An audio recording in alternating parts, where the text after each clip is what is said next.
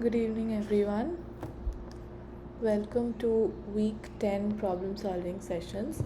I'm Shreya, one of the TAs for this course on data science with R software, and today we'll be discussing concepts related to week 10, and I'll also try to solve a few problems that will help you tackle the assignment questions. So let's get started.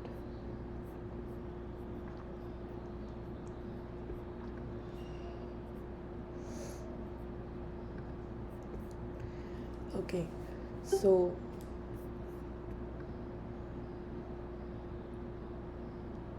yes.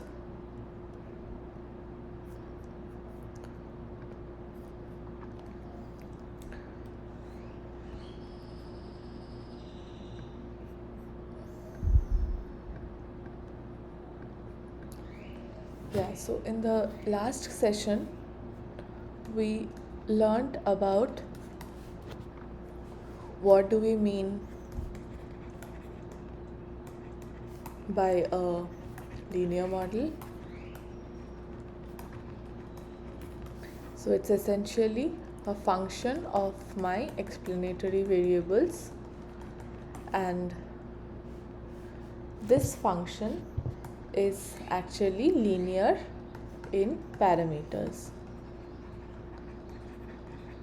Okay, and that is why it is supposed to be a linear model.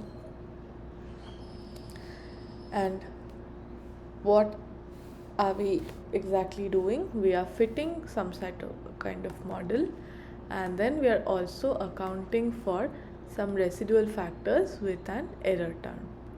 So essentially we are trying to find out the relationship between the independent and the dependent variable. Here this one is the dependent one, or it's also called response sometimes, and these are like the independent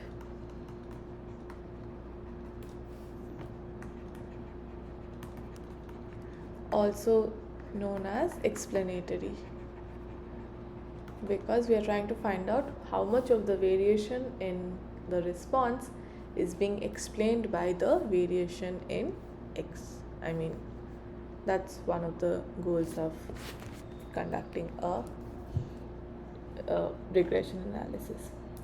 Okay, so once we have determined that we are going to find out the relationship and fit a model, then we learnt about techniques of fitting the model. So in the last class we learnt about simple linear regression, which essentially translates to we have one response and we have one explanatory variable, and that is why it's called simple. Okay, simple means only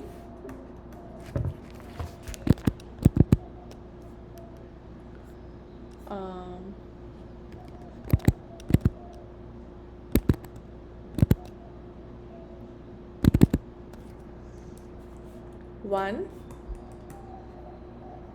explanatory variable. Okay, and we tried to fit a model like this: beta naught plus beta 1x plus epsilon. Alright, this one was the intercept,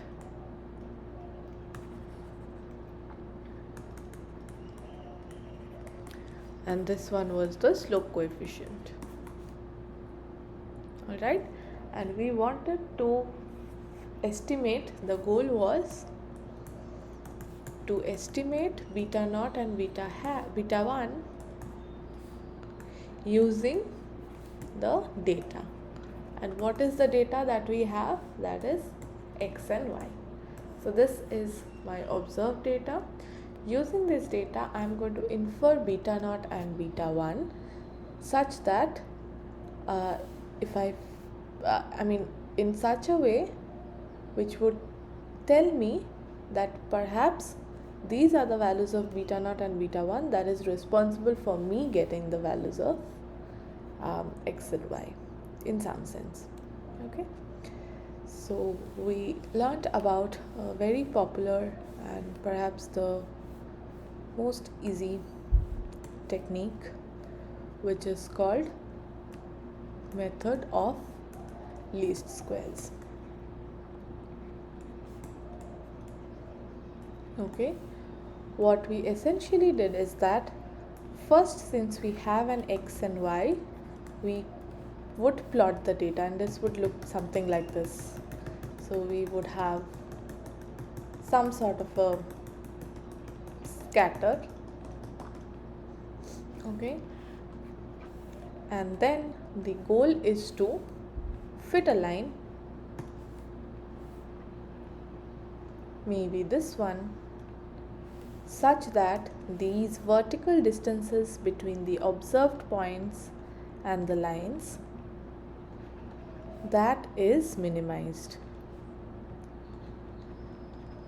Okay, we are trying to minimize the length of these yellow arrows, both double-sided arrows. Okay, so we are actually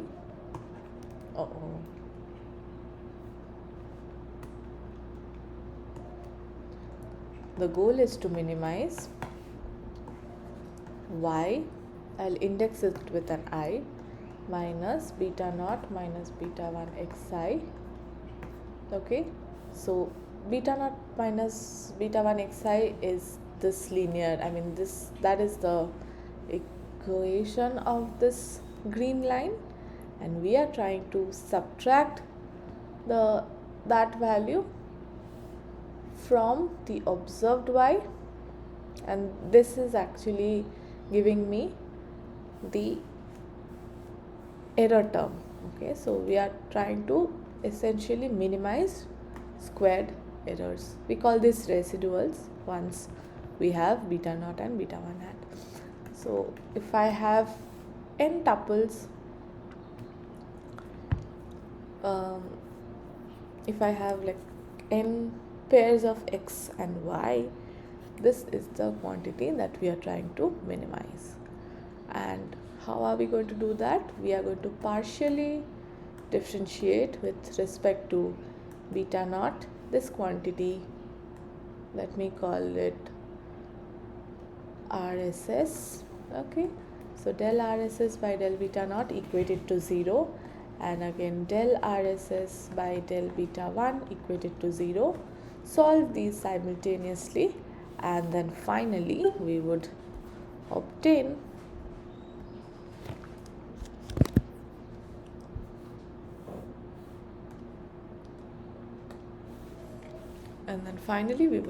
equations of beta naught hat, it would be something, and beta naught 1 hat would be something.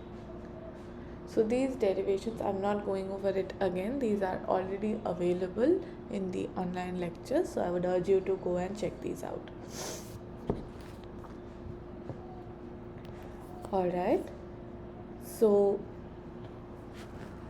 this one,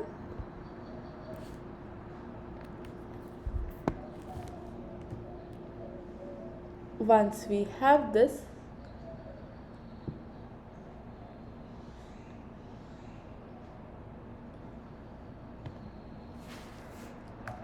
this is like y hat minus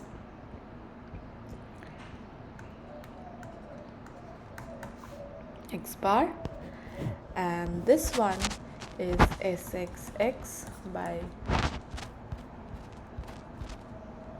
this is sxy by sxx. And what are these quantities? This is summation xi minus x bar into yi minus y bar divided by summation I equal to 1 to n xi minus x bar whole square.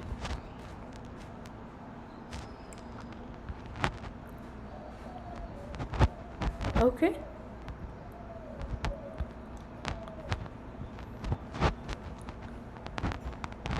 So y bar is 1 by n summation I equal to 1 to n yi, and x bar is 1 by n summation I equal to 1 to n xi. Okay, this is also called OLS, this method, or otherwise known as ordinary least squares.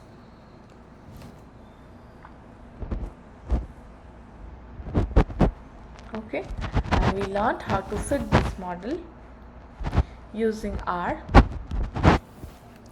So now in this class we are going to learn a little bit more about this model and a few other aspects which we should be knowing.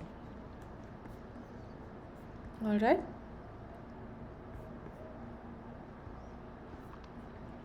Fine.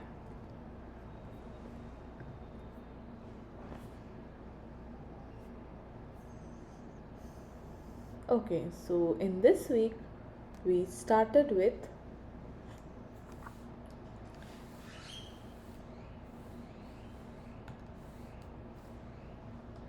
learning about concepts like unbiasedness.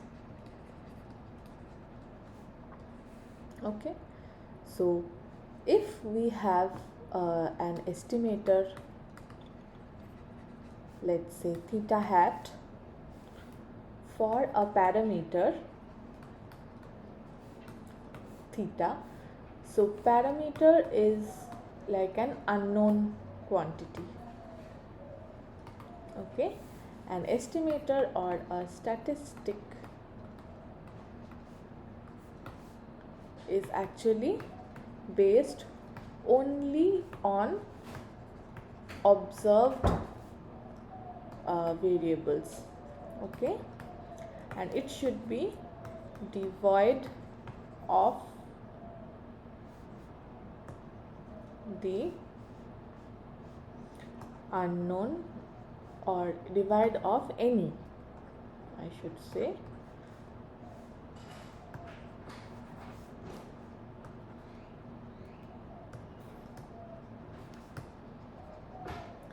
unknown parameter. Okay, because why do we need this? Because we are using the data to get the estimator, right? So we are trying to figure out what values would fit perfectly so that this data makes sense, or this data is the most probable one to have. So this estimator should be based essentially on the data. Okay, and data is x and y in the case of a simple linear regression. All right, so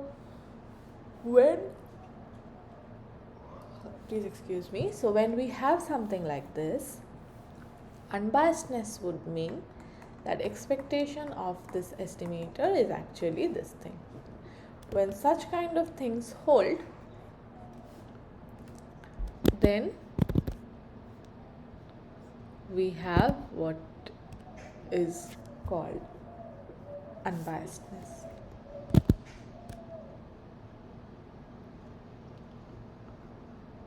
Okay, so yes, so now coming back to this equation, so you see beta naught hat is based on only y and x, and beta 1 hat and beta 1 hat, which is also in turn based on x and y. All right, so now we are going to test, or I can show you, but I think it is better for the interest of time to just know that these two are unbiased estimators of the respected unknown parameters. So this is actually, if I do expectation of beta naught hat, this is beta naught, and expectation of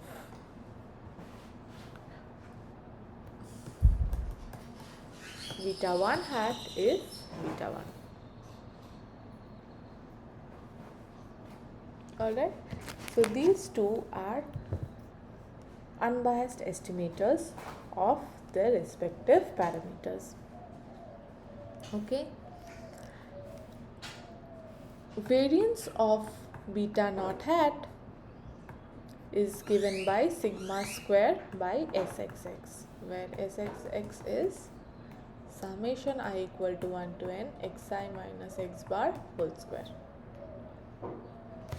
Okay, sorry, this is variance of beta 1 hat, and variance of the intercept is actually sigma square 1 by n plus x bar square by sxx.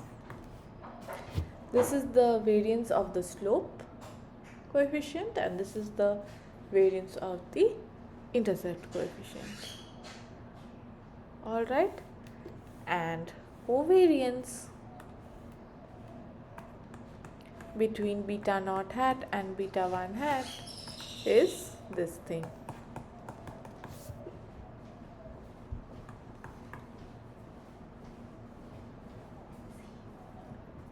Okay, so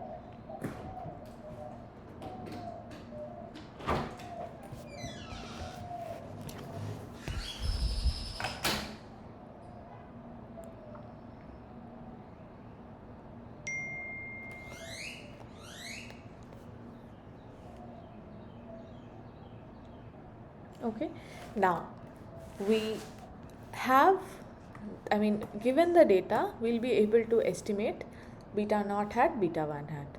Okay, we know the how much or how to calculate the variance of these estimators, but if you observe very keenly, this sigma square, okay, this is what? This is actually the error variance. Sigma square here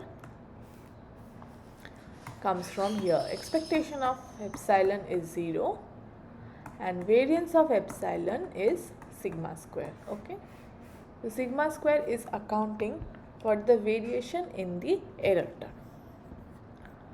Now here what we want is that we want to have a value of these variances, so we need to find out an estimate of sigma square as well. Okay, so an unbiased estimator of sigma square is sigma square hat, and that is given by SSRES by n minus 2. Okay, and SSRES is summation I equal to 1 to n yi minus beta naught hat minus beta 1 hat xi whole square by n minus 2. So SSRES is actually sum of squares due to residuals. Okay, this term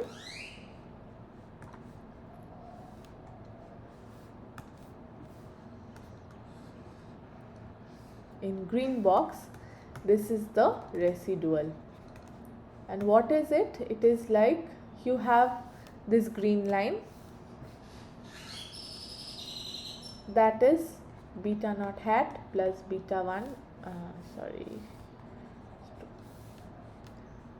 this green line is actually beta naught hat plus beta 1 hat x. Okay, and these red dots are the yi's. Okay, and this minus this is actually the vertical distance. Okay, and that essentially is the residual. Okay, so I'll make the color scheme same.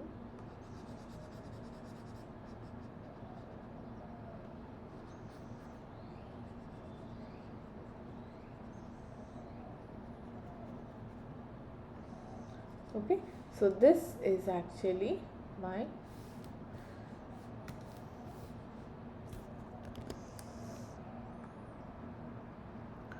this is the graph that I'm talking about. Okay,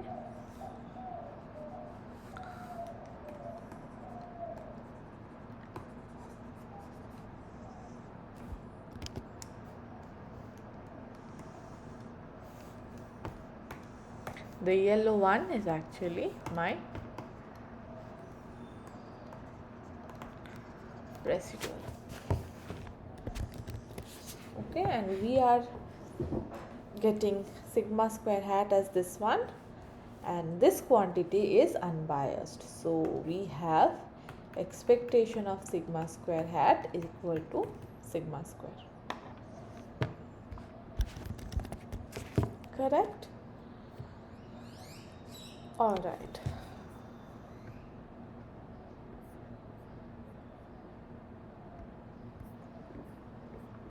So once we have that, we learned about how to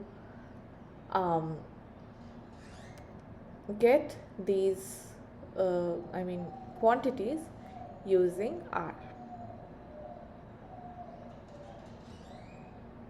Okay, let us just complete or go over an R exercise so that we know how to get these quantities. So if we come here,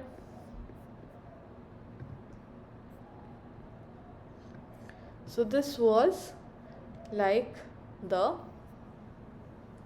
data set that we had. All right, now I'll clear this. Oh, I don't think it's visible. Just a second.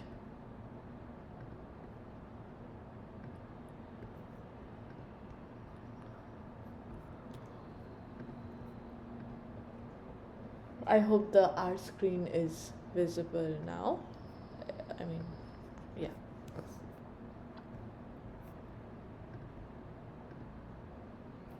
Okay, so we were discussing this data set called empty cars. Let us just run it. So we had data on 32 data points, and we considered this MPG as our response variable, and the weight of the car as an independent or explanatory variable. So here y was MPG and x was WT. Okay, if we want to know more about this data set, we just go here and then just click on F1, and it gives me the detailed description of this motor trend car road tests. Okay, fine. So here n is 32 and dependent variable y is empty cars MPG, so we subsetted it using the column, and the independent variable, as I was telling, is actually the weight. Alright, now first things first, we want to have a scatter plot. So this is the code that we used for having the scatter plot. It is plot x comma y. We put x lab as this. This would mean that that's the x-axis label. Y lab that's the y-axis labels, and then main is actually giving me the title of this figure.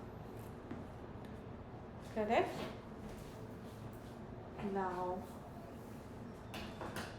once we know this,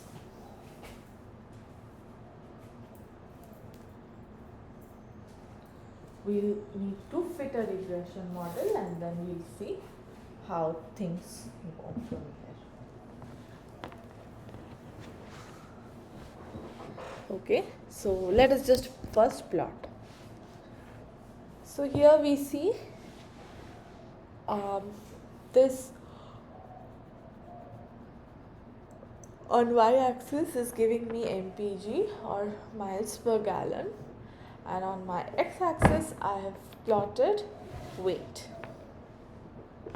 Alright, now we see that as the weight of a car is increasing, the miles per gallon seems to decrease. So there seems like an inverse relation. Okay, so how do we actually model this? We find out, we write like this: lm y curl on x. So whatever is the response, we put it on the leftmost side, we put a curl, and then we add the regressor in mind, and we do it within the function of lm. Okay, so once we run this, we are going to get beta naught hat and beta 1 hat. So see, here we got the intercept and we got the coefficient of the slope as well. Okay, now we see that the slope coefficient is negative, which is also indicative of an inverse or a negative relation between y and x. Okay, had we received a positive slope coefficient, the graph would look somewhat like the one that I tried to draw the schema of in the main PPT. Okay, in the main PPT, as in here, as x increases, y is also increasing, but here we have a decreasing thing, so that is why beta 1 hat is negative. If we would have had a positive thing, beta 1 hat would have been positive. Okay, so now what did we do? We have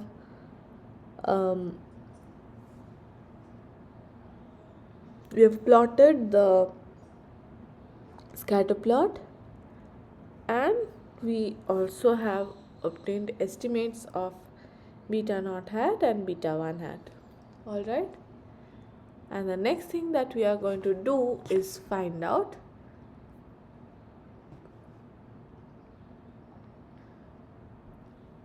how the line is coming out. So here we are going to run this. Okay, and then we are going to run these two lines, plot xy and then ab line model color equal to red. So you see, this ab line is actually adding or superimposing the regression line on the scatter plot.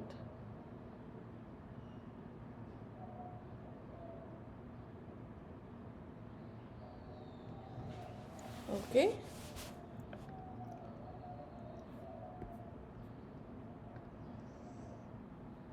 right. So then the next point is, now that we have obtained beta naught hat and beta 1 hat, let me just find out the predicted values of y. So let me find out y hat. So to do that, we need to use this predict function, and you see here we get 32 predicted y. So whatever y we had here, those were the observed y's, and this one is the predicted y. Now we could also have a plot of observed versus predicted. So let's do that. Plot y, this is observed on x, and fitted.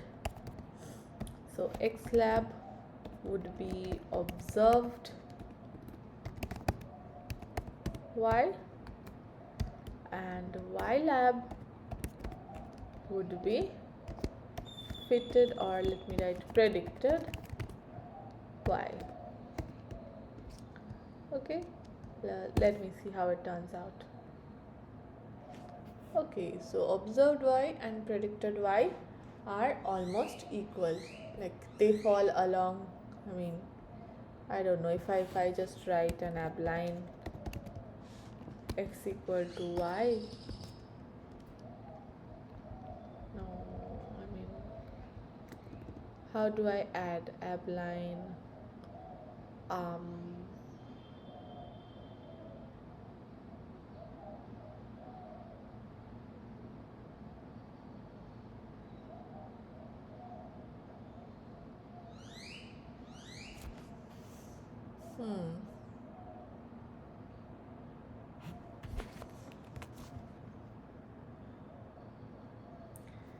so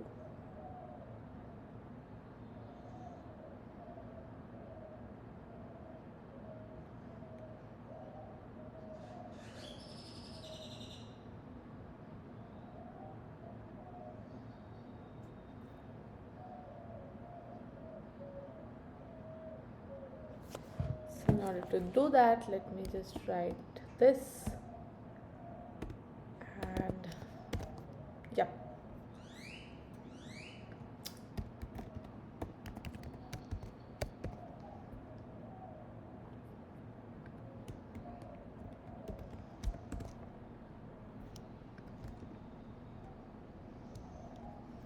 So first we do this. Yep. Let us just clear this thing. So Control L, and here we have the line. So since it falls on x equal to y, this is the graph. And I hope you understood why I used 0 and 1, because a equal to 0, b equal to 1 abline would mean abline takes the parameters a and b. So what I essentially did is that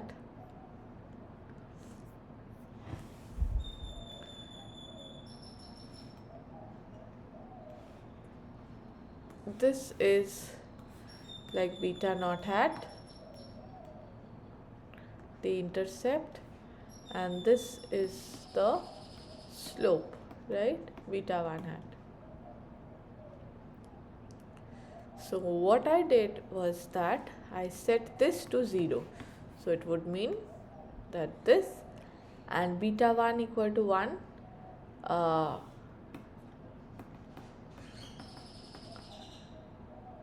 so if beta 1 is equal to 1 and this is equal to 0, we would have y equal to x. Okay, this is the thing that we want. So be careful about one thing.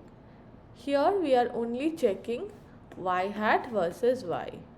So we need to check whether it falls on the same line. If they fall on the same line, it means that how good my predicted y is with respect to the predicted, with respect to the observed y. Okay, this a and b, I should write mx plus c for, okay, c plus mx. Okay, here c is 0 and m is 1. According to abline, a is 0 and b is 1. Okay, so this is separate from the linear regression thing. This is just the part where I want to fit a y equal to x line to any curve in R. Alright, So we see that the predicted y and observed y kind of agree. Alright. Or I should put a title over here, which is mean equal to predicted y versus observed y.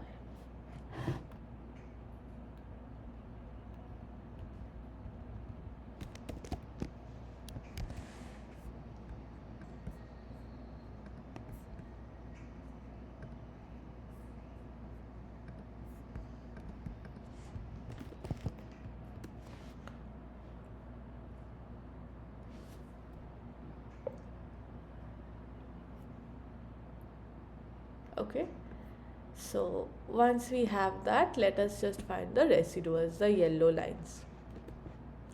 So in order to get the residuals, we just need to type the command resid and model. This is going to give me the residuals. And then we said one way of validation is plotting residual versus x. So let's do that. So we see have line each equal to 0. This is supposed to be scattered about y equal to 0, this line.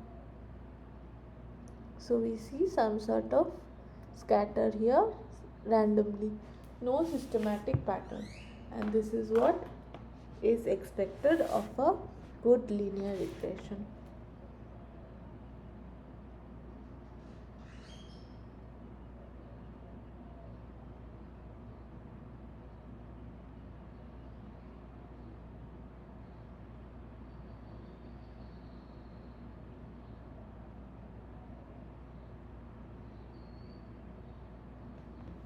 Okay, yes, so once we have this,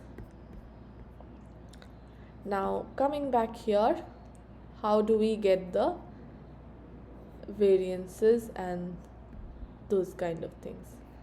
So if I do a summary model, I'm going to get these. Okay, so here I'll have the entire range of the residuals.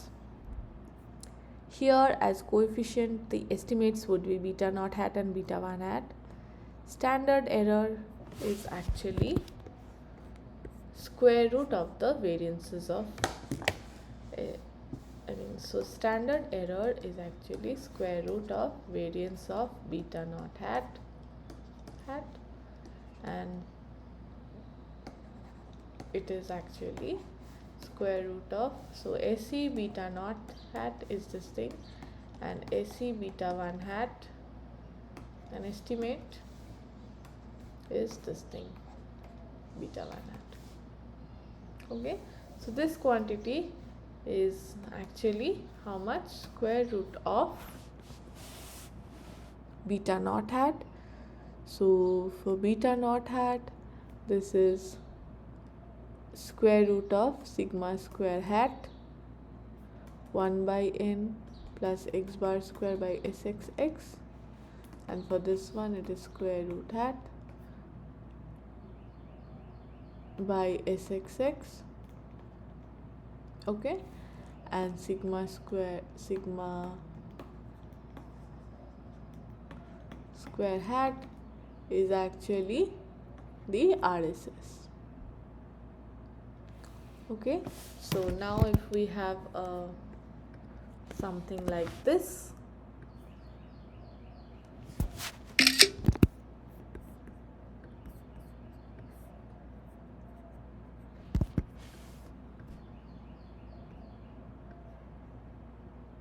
okay, so I'll just highlight what are the parts. Okay, so this is actually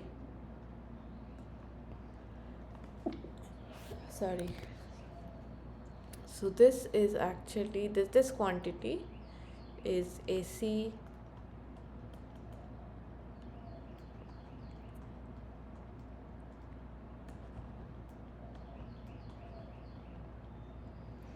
So this quantity here is SE, and if we SE beta naught hat, and this quantity is SE hat beta 1 hat. So if we just square it, then we are going to have variance of beta naught hat. Okay, and if we just square this quantity, we'll have variance of just an estimate of variance of beta 1 hat. All right.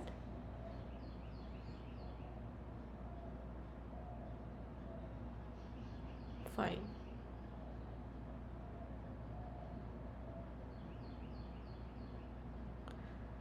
And if we want to find out the sum of squares due to residual, so we'll have to write sum resid square.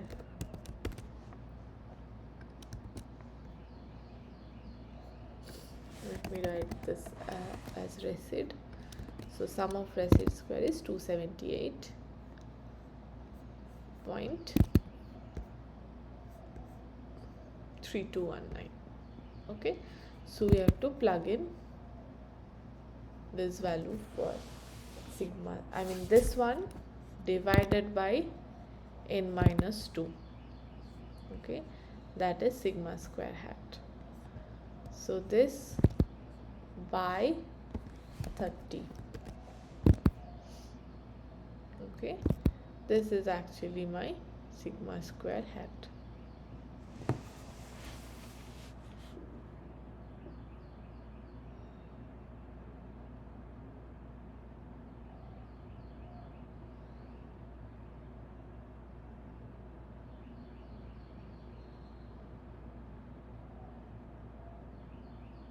Okay, so once we have this,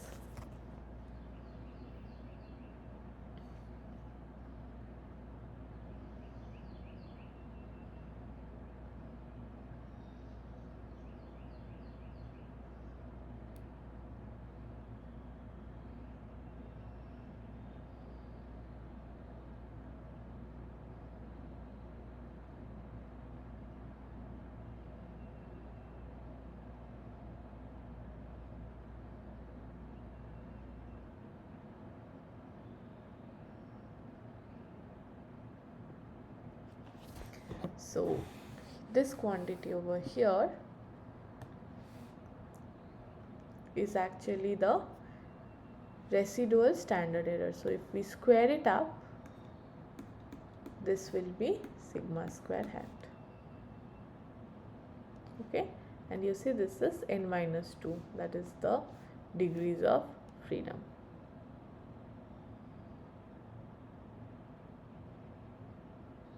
Okay,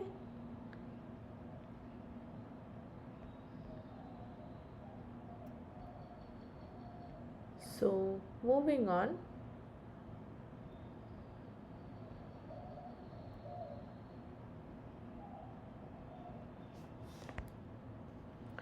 we try to find out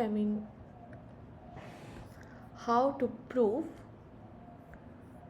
whether these are like unbiased estimators of beta naught hat and beta 1 hat.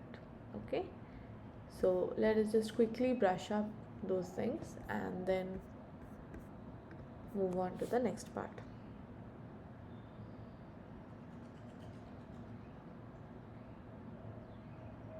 Okay, so these fall under properties of regression estimators.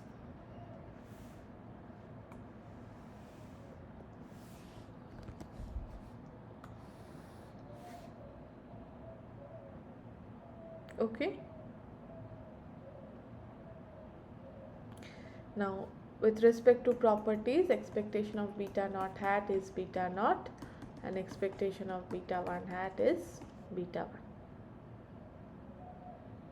1. Okay, I would like to also highlight that beta naught hat and beta 1 hat are also called blues because they are the best linear unbiased estimators. Okay, so if like we have a class of estimators, okay, so let this be a pool of estimators of beta naught, and let this be a pool of estimators of beta 1. Okay, and let's say here also I have a lot of competitors. Okay, and here also I have a lot of competitors, but beta 1 beta naught hat from OLS, and here beta 1 hat OLS. These are like beta 1 naught hat OLS and beta 1 hat OLS are best. Best in what sense? So both are unbiased, that's okay, but best in the sense that variance of beta naught hat OLS is less than variance of any other unbiased estimators. Okay, so if this is a pool of estimators, within that pool, let's say this chunk is the class of unbiased estimators, and this chunk, let's say, is a class of the unbiased estimators. Then it is unbiased, I mean this one is also unbiased, and apart from that it has got the minimum variance among the class of unbiased estimators. Okay, so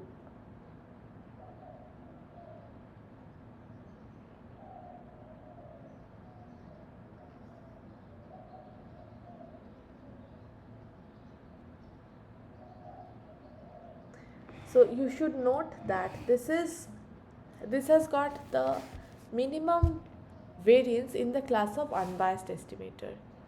You could also have a biased estimator which has less variance. So it is a possibility that variance of this green one is less than variance of beta naught hat OLS. But the green one is biased. So this is also a possibility. This could also happen. But if we are only restricting ourselves to the class of unbiased estimator, then beta naught hat and beta 1 hat, these are like the best because they have minimum variance. Okay, so the concept behind unbiasedness and variance is that, so unbiased means, let's say we want to have, this is theta is somewhere here and theta hat is here, let's say. So if I have a sample of theta hat, so theta hat star, theta hat double star or something like this, on an average expectation of theta hat means some way, I mean these are closer on average to the unknown quantity theta. Okay, so we would want that in an estimator, right? We want something which would go as close to the actual parameter as possible. So that is why we want to have this unbiased criteria for, I mean like a desired property, because we don't want to get an estimate which is way away on an average from the true unknown quantity, right? We want something which is as close to the true unknown quantity as possible. Okay, so this is why the unbiased criteria is like a key desirable thing to have. And also we do not want too much of scatter. Okay, so if like theta 1 star is here, theta some other is here, some other realization is here, what what that means is that there is a lot of variance, so we don't want that. Essentially also we want the estimators to have really low variance, so that it is not moving around the true unknown quantity like a lot. It should be concentrated and near as close to the true unknown quantity as possible on an average. Okay, so keeping these two criterias in mind, and that is why we have these unbiasedness thing as a desirable property, and also we want it to have minimum variance. Okay,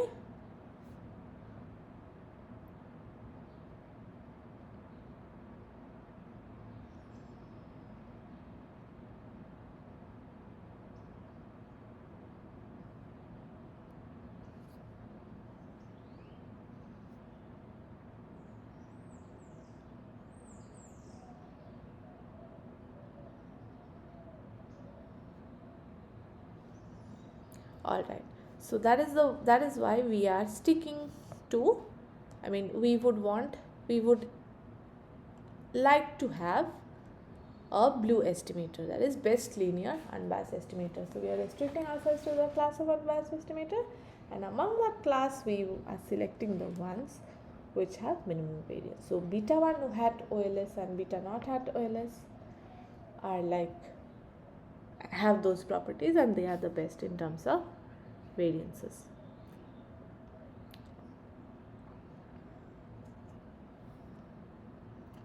Okay, so given that we have that,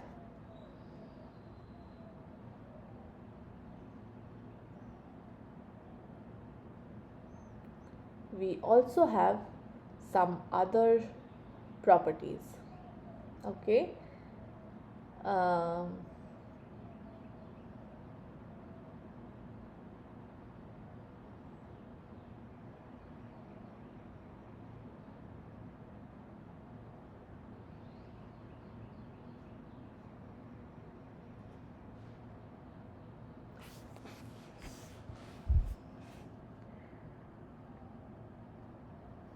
the other properties that we are talking about here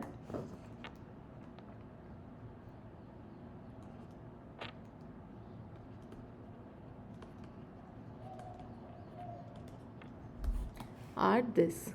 So if I have summation in xi equal to 0, this means that covariance between errors and x is equal to 0, and this is that property which we are checking with the residual versus x plot. So see here, we have this residual versus x, and there is no covariance in the sense that they are all randomly scattered. There's no pattern. Had there been any pattern, we would have had some a positive quantity or a negative, a negative or a positive quantity here, but on an average they are close to 0. So this is what I mean, it is equally, and this property practically translates to looking at a residual versus x plot. Okay, and we are expecting something like a random scatter about the line 0. Alright, so another useful property that we have here is this thing. So the second property is summation yi hat ei is 0. This means plotting the plotting the residual versus the predicted. So this is actually covariance or some sort of relationship between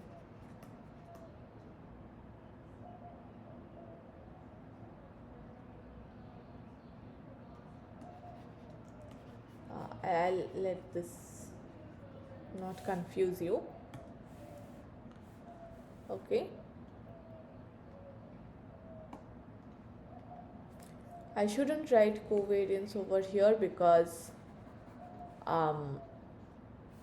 X is non-stochastic. I am wrong.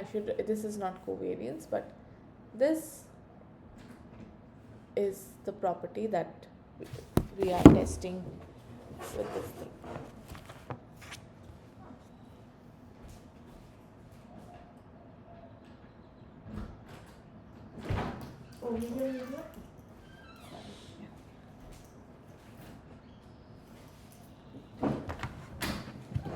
All right.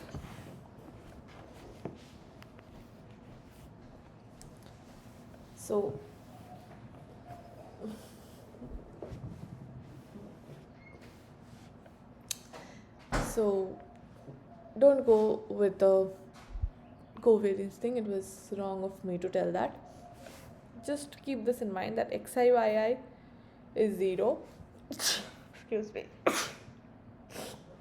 And this also is 0. So how can we check this? If we plot a residual versus predicted and we also see a random scatter. Okay, so let's do that. If we plot fitted versus resid model, then also we see a random scattered around 0.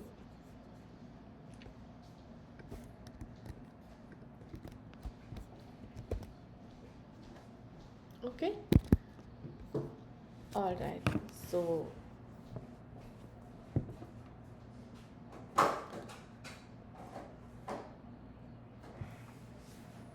this one, and the third one is summation yi is equal to summation yi hat. Okay, and the fourth one is that x bar y bar always or I should always lies on the fitted line. Okay, so these are like the 4 properties of the simple linear least square coefficients. All right, now we are going to look at one other method of estimation, which is known as the maximum likelihood.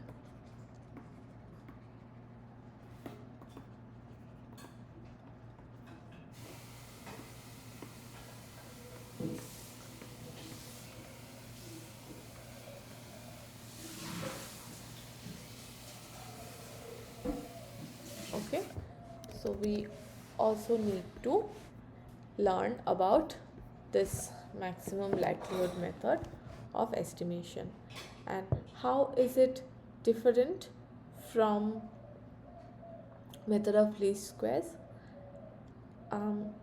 So method of least squares, the main difference or assumes So OLS or least squares assumes no distributional, it assumes no distribution for the estimation of beta naught and beta 1. Okay, no distributional assumption. We did not even think what the distribution of y could be. X is like a non-stochastic and fixed quantity, so we are not bothered about the distribution of x at the moment. Okay, not under the purview of ordinary linear least squares. But we didn't even assume or make any assumption about the distribution of the response variable. Or since response also has some error component, we did not make any distributional assumption on the error variable. But in case of maximum likelihood method, we need to start. So maximum likelihood is actually called MLE. So for MLE, we need to start with an assumption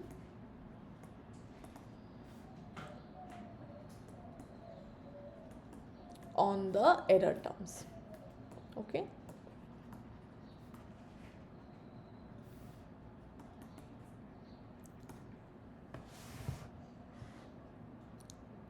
Right?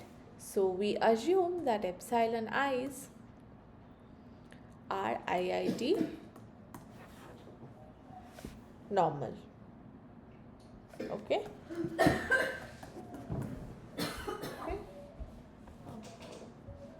Yeah. So we assume epsilon i's are IID normal 0 sigma square. So by IID I mean they are independent and identically distributed. Excuse me. Excuse me. Okay, so for MLE estimation, unlike least squares, we need to start from here. Right? So once we have made this sort of an assumption, we will have to write up the likelihood.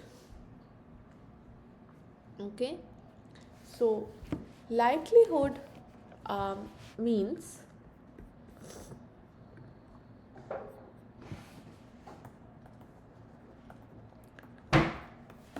is so it is functionally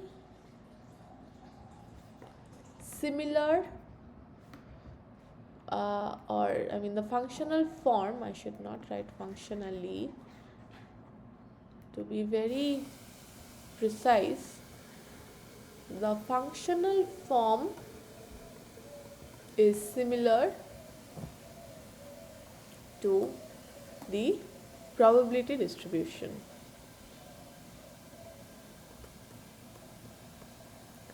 But essence is a little different. Okay, so probability distribution is that what is x1, x2, or what is the probability of data given we have theta, and theta is unknown param. Okay, so this is given we have some unknown parameter, what is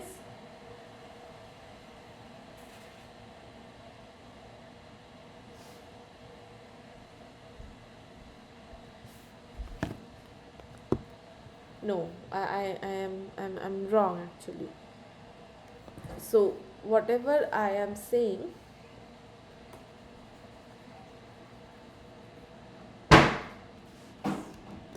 oh okay. Okay, so no, I am sort of right. The probability distribution is what is the probability of getting the data given that we have some unknown parameters. But likelihood is that given the data, what is the what is the likelihood of the unknown thing. Okay, so this is what we call as likelihood function of theta. Okay, so this is likelihood of theta, that given I have observed this data, how likely or what is the likelihood of the unknown parameter of interest. Okay, so in case of a linear model, or I should write it in this way, I mean a simple linear regression, the likelihood actually, so we are assuming epsilon i's are 0 sigma square, normal 0 sigma square, right? So if I write this thing, that is actually 1 by root 2 pi sigma square e to the power minus half epsilon I minus beta naught minus beta 1 xi whole square. Okay, so this is the probability distribution of epsilon I for 1 I equal to 1 to n. Now likelihood of xy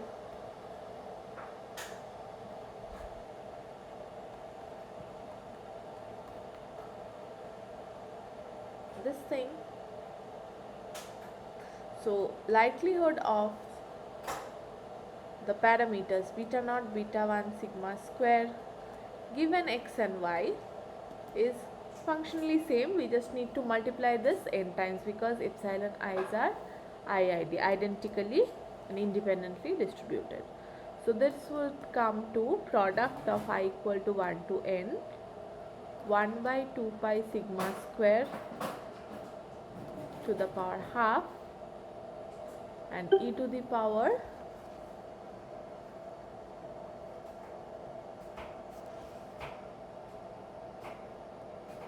minus half 1 by 2 sigma square, here also we have sigma square, sorry,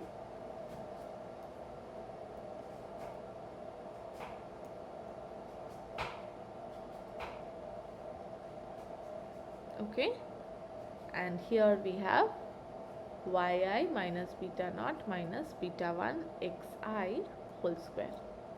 So this is the likelihood of beta naught, beta 1 and sigma square. So once we have that, how do we get the likelihood MLE estimators? So we just differentiate. So instead of the likelihood beta naught, beta 1 sigma square given xy, we consider a transformation, we consider the log likelihood, because log is easier, it's easier to perform mathematical calculations on the log transform model. So we, that way it becomes log likelihood is if we take logarithm natural log, then the product thing will become like a sum, okay, and then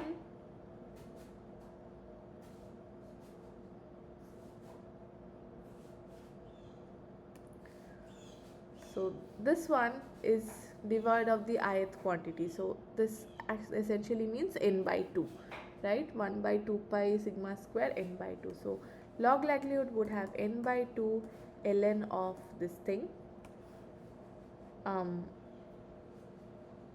1 by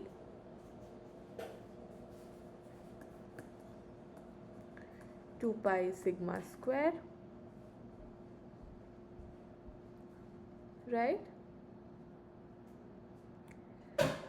And this minus half of summation, or 1 by 2 sigma square summation I equal to 1 to n yi minus beta naught minus beta 1 xi whole square. Okay, and then we are going to differentiate this with respect to beta naught, differentiate log likelihood with respect to beta 1 equated to 0, differentiate log likelihood with respect to sigma square equated to 0, and then solving these three simultaneously we land up at these estimates. So beta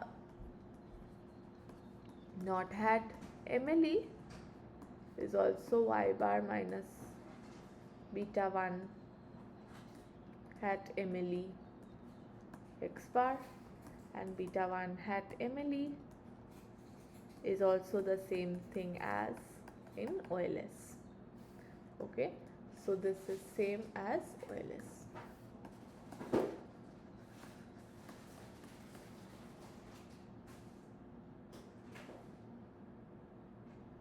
Okay,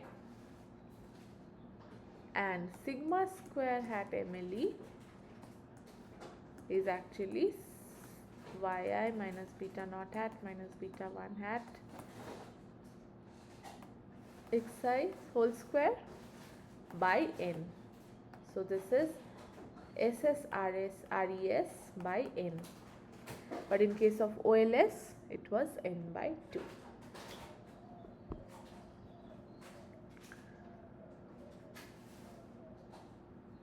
Sorry, it was n minus 2. Okay, so this is a little different.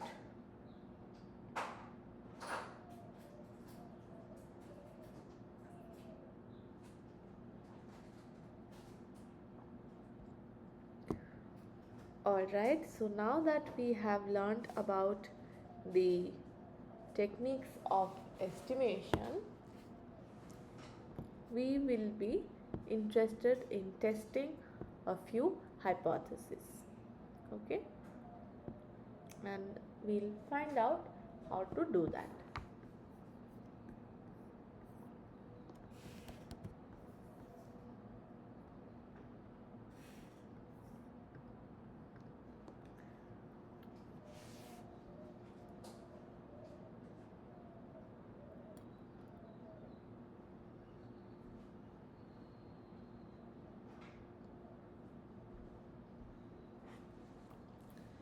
So the next topic that we discussed about was testing of hypothesis, and we considered two situations where sigma square is known and sigma square is unknown.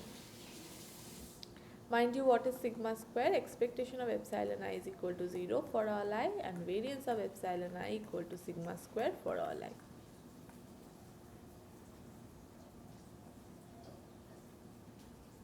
So just drawing the parallel here, to get beta 1 hat and beta naught hat from, using OLS, we need not, we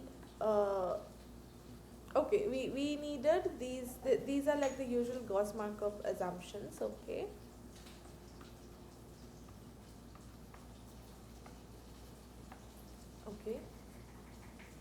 this only places assumptions on what is the expected value of epsilon I and what is the variance of epsilon I. But till here we had no distributional assumption.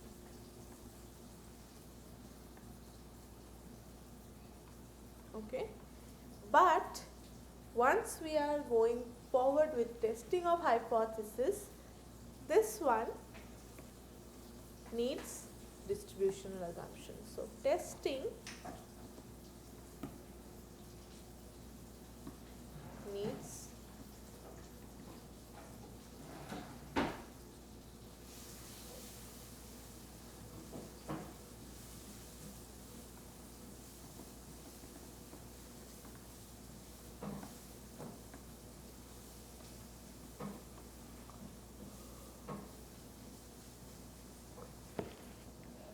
fine.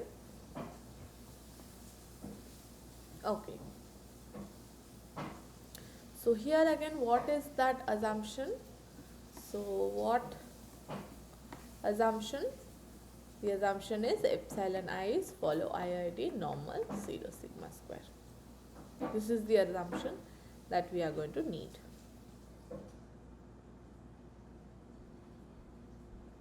Okay. Now let's have the hypothesis that beta 1 hat is equal to some quantity B star.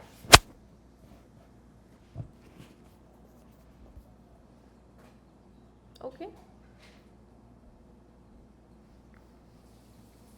So this is case 1 and we assume sigma square is known. Okay.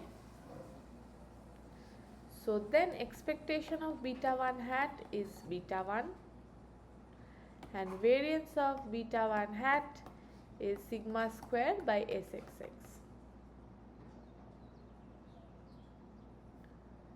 And beta 1 hat also follows normal beta 1 sigma square by sxx. Why? Because beta 1 hat is a linear combination of the y's and y's follow a normal distribution. Okay, so we have this. So our test statistic is actually beta 1. So we can write it like this: beta 1 hat minus beta 1. Sorry, our hypothesis is beta 1. The true unknown parameter is some B star. Okay. So if I write it like this: beta 1 hat minus beta 1 by sigma square by sxx, this variable follows normal 0 1. Okay. So under H naught, that is beta 1 equal to some B star, this quantity beta 1 hat minus B star divided by sigma square by sxx, this will also follow a normal 0 1 distribution. So the rule is we reject H naught versus H1. I did not even mention H1. So H1 is the alternate one where it is not equal to some B star. So we reject H0 in favor of H1 at alpha level of significance if p value is less than alpha.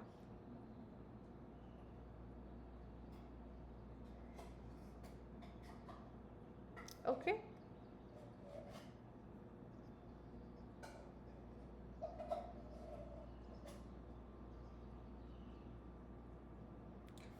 So opposite of reject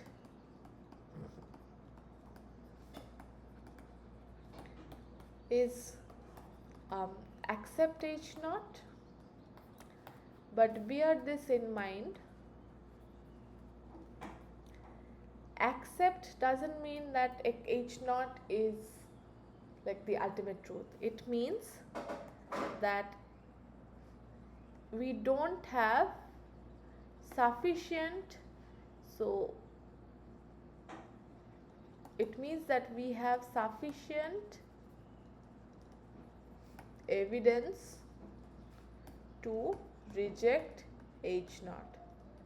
So that is what we mean by accepting H naught. It is not a wholehearted acceptance. Okay, so we are trying to gather some evidence to reject H naught. We are failing to do that, and hence we are sticking to H naught.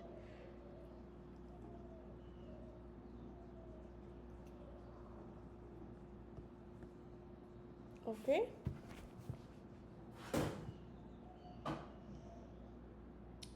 And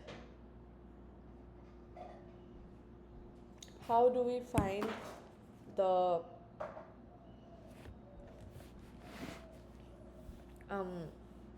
rejection region? We find it by using the alpha cutoff point. So Z is also normally distributed, so it would be something like this. So Z alpha, P alpha by 2, if we have a double-sided hypothesis, this means that we should find some point here and here on the distribution such that this area plus this area, they should add up to alpha. Okay, and we p value in that case would be probability that my distribution Tz is greater than the T observed, the Z observed, plus probability Z less than minus Z observed. Or I should write p value should be probability that Z is greater than mod Z observed.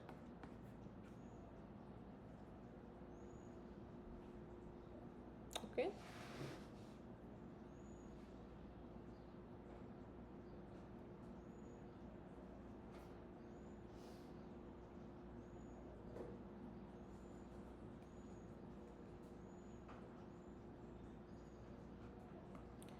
No, it is mod Z is greater than Z observed.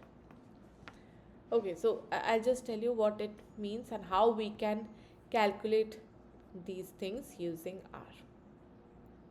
Alright, so here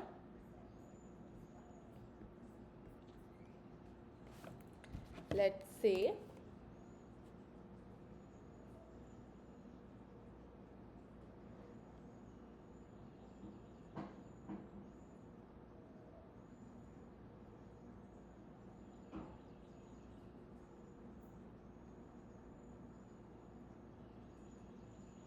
no, I was right. This is probability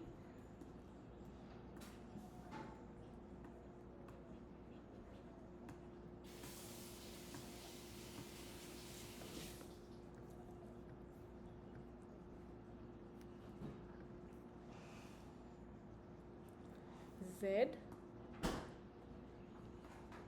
greater than mod Z observed. Yes.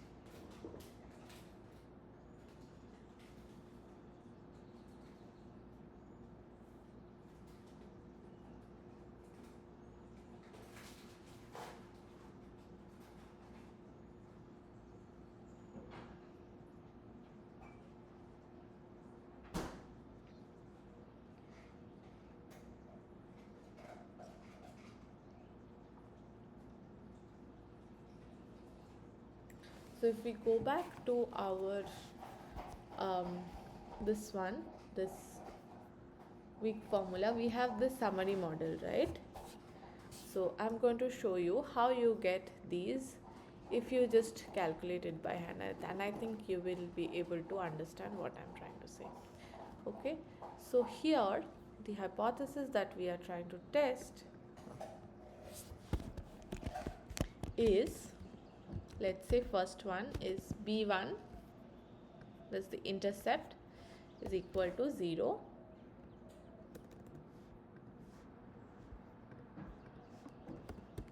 versus b1 not equal to 0. Okay, so my test statistic is what? That is, so I want to test beta 1 equal to 0 versus beta 1 not equal to 0. The test statistic is this thing, b1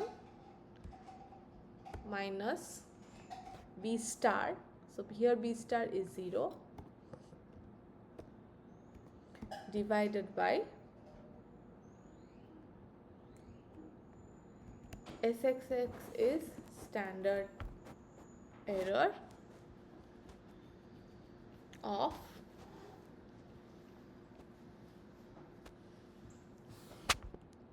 B1. Okay, so this means B1 here is this one, estimate. B1 here is model dollar, model dollar coefficients. Let me see what I get. Okay, model coefficients 2 would give me this thing. Okay, so B1 is model coefficients 2 and B0 is model coefficients 1. Okay, so we know B0 and B1. Now B1 minus so SE B1 is equal to model dot, okay, I should not write, I should write summary model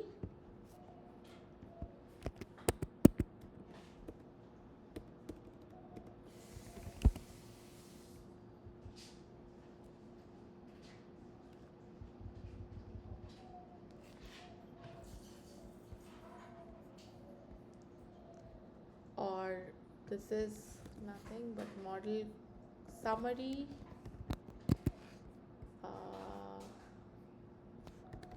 model. Let me just find out the structure of this data set.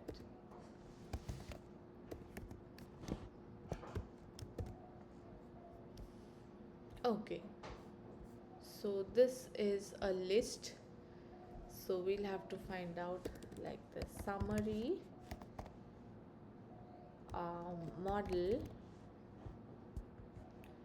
$1 in this thing dollar. Let me just find out how this works. Okay, so this just gives me the call. If I do 2, what do I get?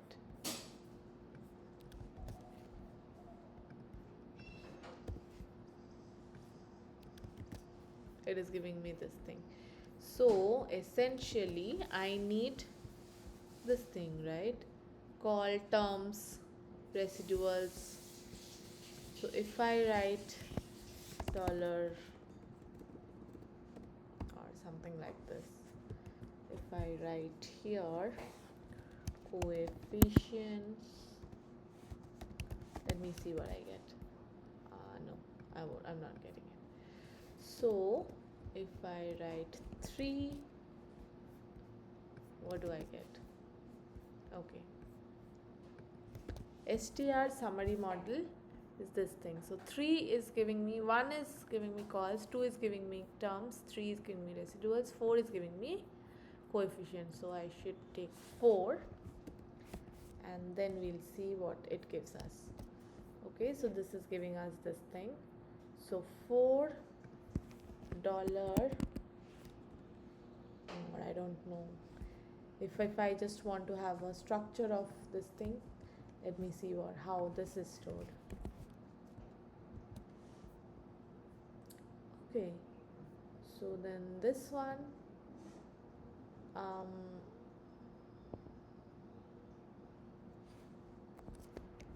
dollar, or this one,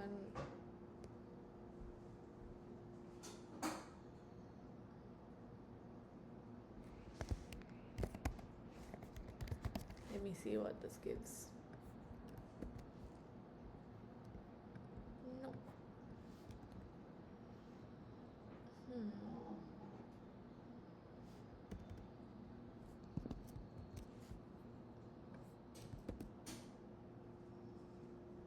Okay, so this is giving me the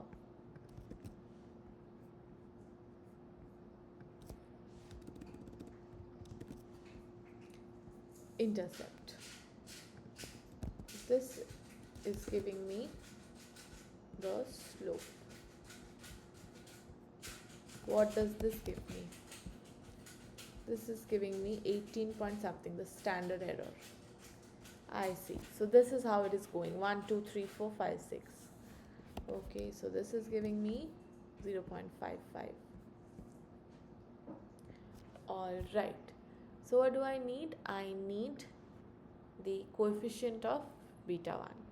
So AC beta 1 is actually this thing. So 1, 2, 3, 4. So we have summary model 4.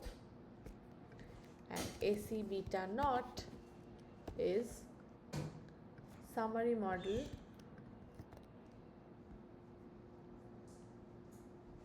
this is summary model 4, 4.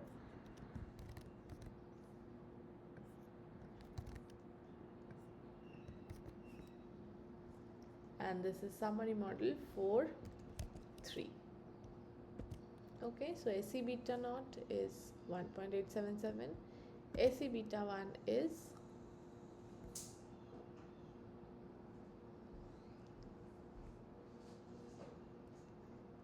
why is this not happening?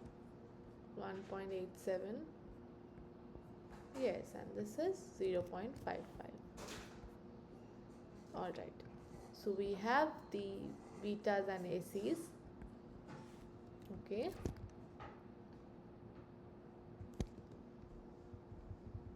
So this one by AC beta 1 is actually giving me what? AC B1. B1 is this thing and AC B1 is this thing. So B1 by AC B1 is giving me minus 9.077. Okay, so this is the thing that I'm also getting, my minus 9.599. So this is the T value. Okay, so this is essentially nothing but the T value. Okay, so in this case, the P value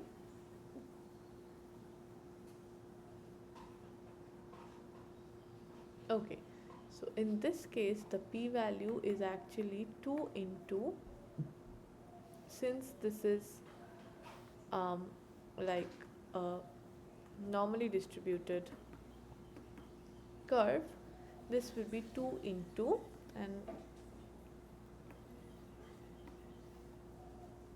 probability Z greater than T observed. Okay, and if this quantity is less than alpha, then we reject H naught. Okay, now similarly, this was the case where sigma square was known, but the case when sigma square is unknown, there H naught beta 1 equal to B star versus H1 beta 1 equal to not equal to B star would lead to a test statistic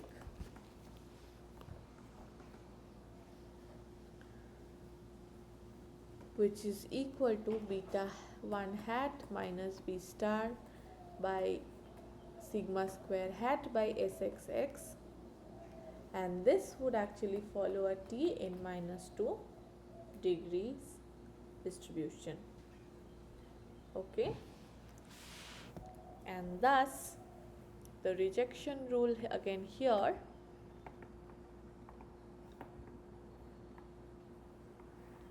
it would be reject H naught if and only if p value is less than alpha, and p value is how much? P value in this case would be, because t is also a symmetric distribution, it will be 2 into probability t greater than t observed.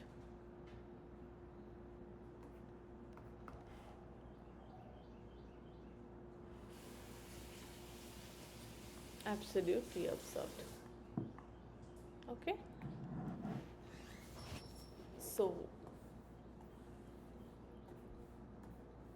this area and this area is alpha, and if my t falls here or here, then I am going to reject my H naught, and this case 2 is handled inherently in R.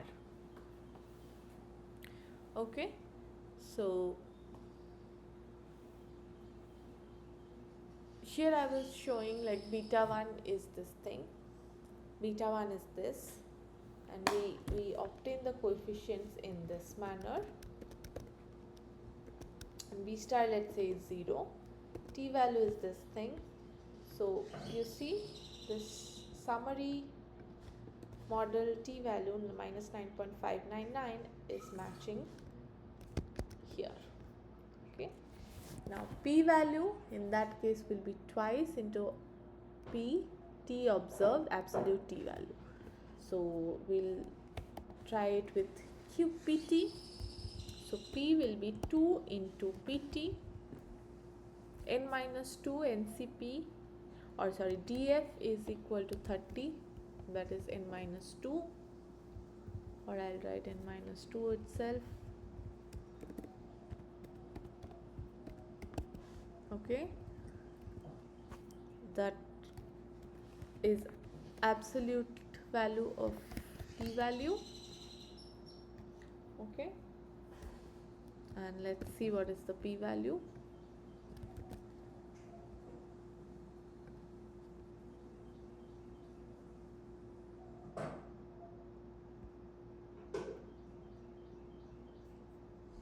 And then we should write here, of course, lower dot tail equal to false, otherwise by default it gives us less than equal thing.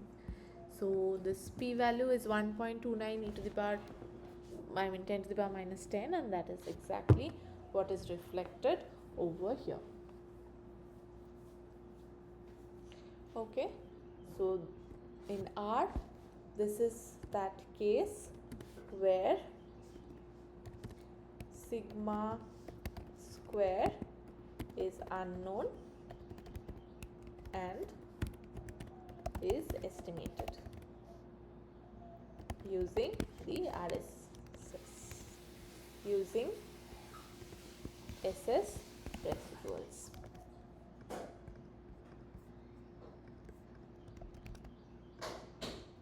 Okay,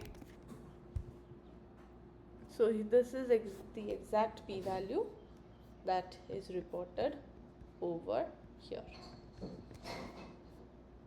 All right, now if we just want the confidence intervals,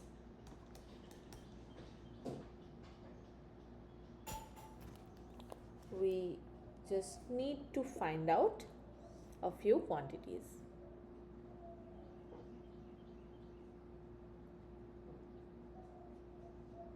Okay, so similarly for beta 1 hat also we'll have, so for beta naught hat equal to 0 versus beta naught hat not equal to 0 when sigma square unknown, this is also obtained directly from R.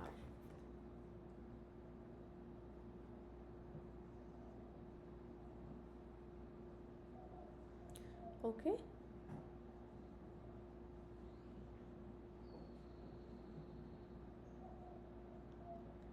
Now, if I do want to find out the confidence intervals,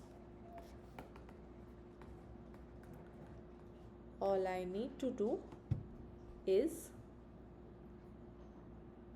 give this command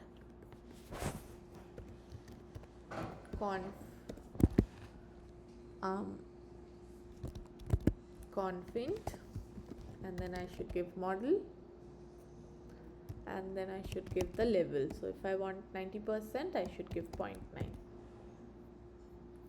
So then this is actually giving me the confidence intervals.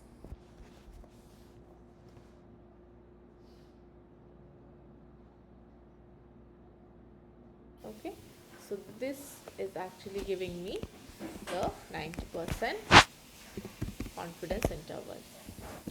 And if I want to do this manually, we'll check how to do this manually. So confidence interval in this case, in the first case, as I was saying,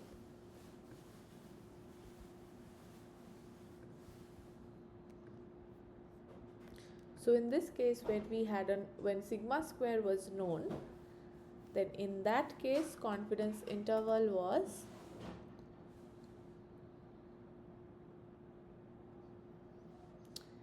b1 minus z alpha by 2 root over sigma square by sxx, and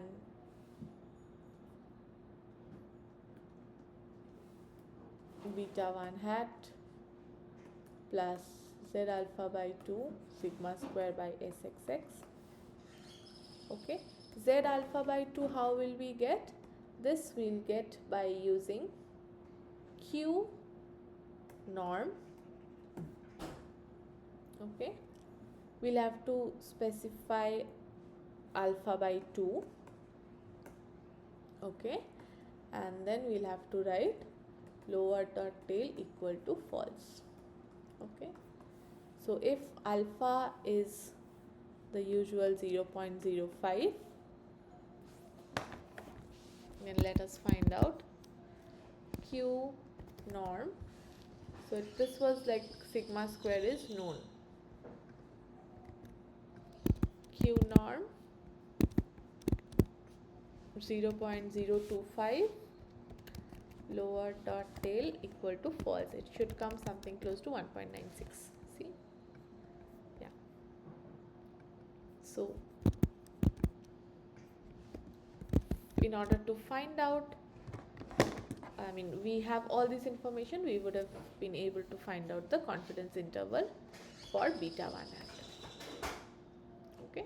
Similarly, only beta naught hat and these terms would have changed, and z alpha by 2 would have remained same if we were testing the hypothesis of beta naught hat. Alright, but here when sigma square is unknown and the case that is inherently handled by R, here the confidence intervals is directly reported in R using the confint command. And manually, what does this mean? So we did have the regular beta, so confidence intervals would be this one by t alpha by 2, okay, root over sigma square hat by sxx, and beta 1 hat plus t alpha by 2 root over sigma square hat by sxx, and t alpha by 2 would have been obtained as qt alpha by 2 df equal to n minus 2 and lower dot tail equal to false.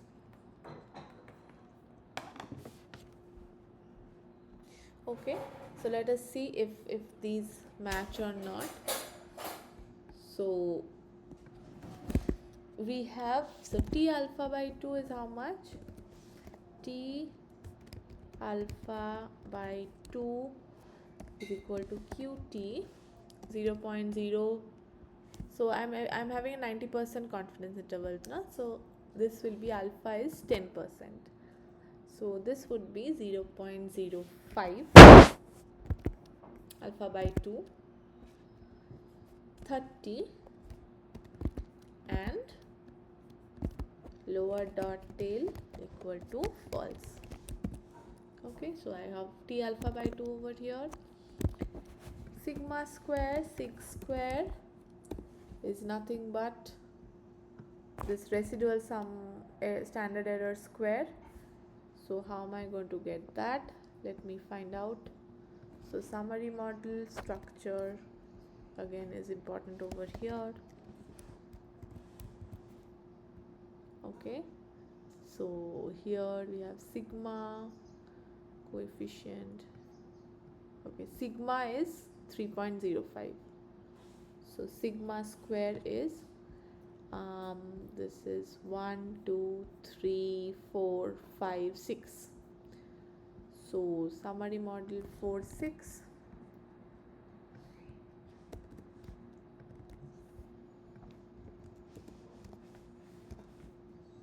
Is this giving me 3 point? Oh no. Summary model,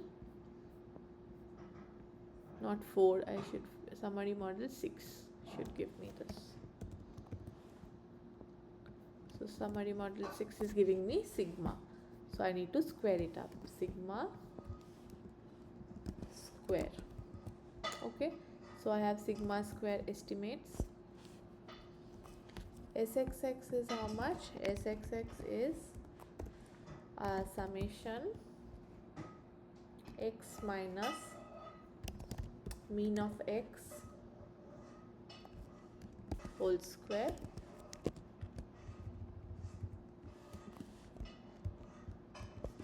okay. So this is Sxx, and let me just find out, and this is beta 1 hat now.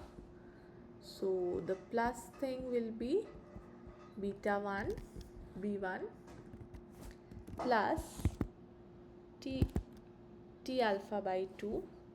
So let me find out T alpha by 2 into SQRT sig square, or I should by Sxx. Okay. So see, this is the same as the upper bound. Okay, and the lower bound is here, b1 minus this same thing. Okay, so this is like the parity, and if you calculate manually, this is the same thing as doing a confint of 90%. So if you have sigma square unknown and you need to find test the hypothesis of beta naught equal to 0 and those kind of things, then you can readily use the software. And if not, if beta naught you're testing it to some other quantity, you just need to change the value of b star over here. Okay, and this is actually going to handle the unknown cases. So you can make similar modifications with respect to sigma square known cases. Okay, I'll also talk a little bit about testing of the hypothesis for sigma square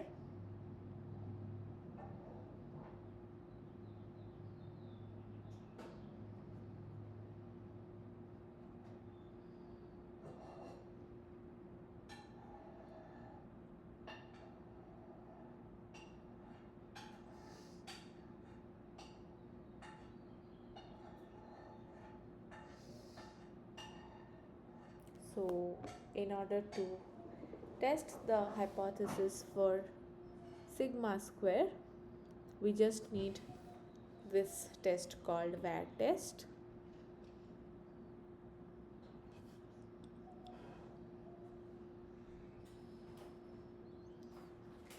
And that is going to give us the confidence intervals for sigma square. So we should install dot packages env stats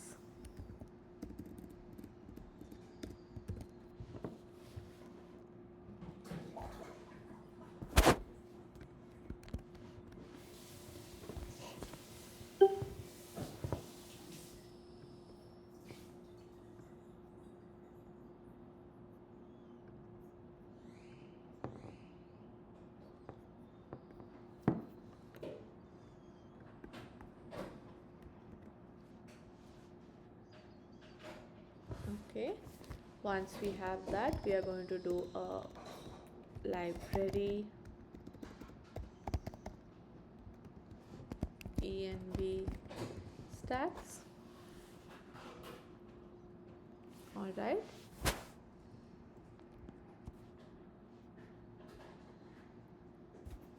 and we just need to do a var test. So we'll do var test y, and then alternative we provide 2 dot sided, and it gives us the test statistic, the parameter, p value, and the confidence intervals.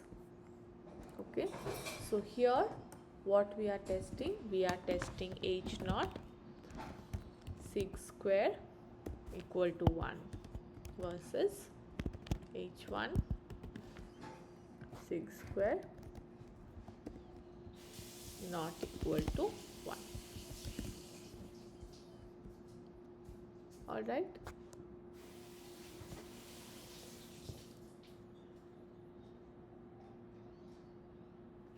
and we can specify the confidence level by using conf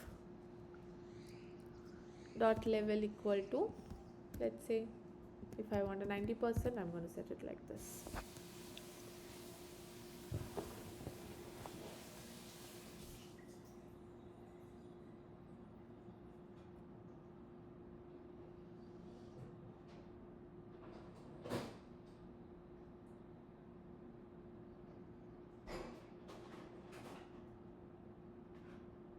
Okay, and if I want to calculate manually,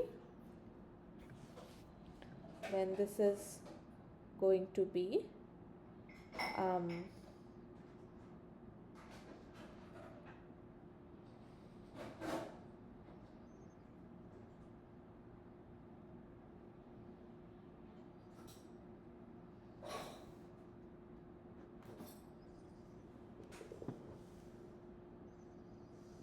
summation yi minus y bar whole square by chi square n minus 1 alpha by 2 n minus 1 1 minus alpha by 2, and summation yi minus y bar whole square by chi square n minus 1 alpha by 2. So chi square n minus 1 alpha by 2 we'll get by q chi square alpha by 2 df equal to n minus 1 and lower dot tail equal to true. And since this is not a symmetric distribution, for this lower point, we just need to replace this by 1 minus alpha by 2, and then this should be lower dot tail equal to false, and this should also be lower dot tail equal to false.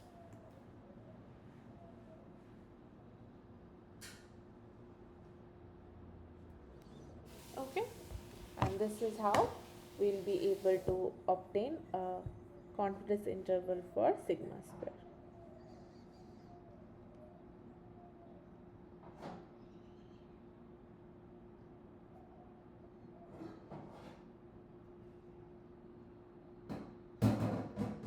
Okay, and so this is what happens if we want to test the hypothesis for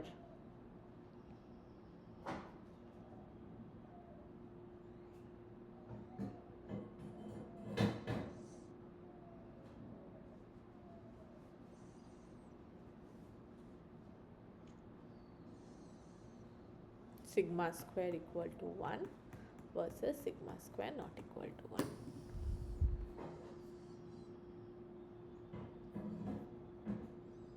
Okay, so hopefully with this you'll be able to solve the assignment questions. Thank you so much for joining today's session, and I'll see you in the next class.